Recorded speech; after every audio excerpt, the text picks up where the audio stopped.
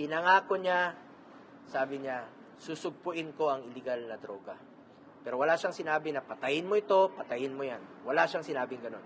Sabi niya, sugpuin ninyo ang illegal na droga.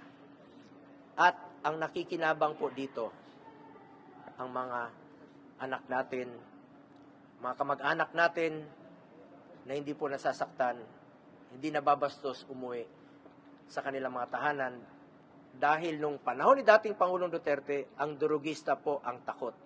At ayaw nating mangyari na ang durugista ang maghasik ng lagim at matatakot na pong umuwi ang ating mga kamag-anak sa ating mga pamamahay. Anong tingin yung motivation you're running for 2025 elections? Di ba kayo maapektuhan sa itong mga gantong attitude? Sabi ko nga, katotohanan lamang po at hayaan na po natin ang taong bayan ang humusga.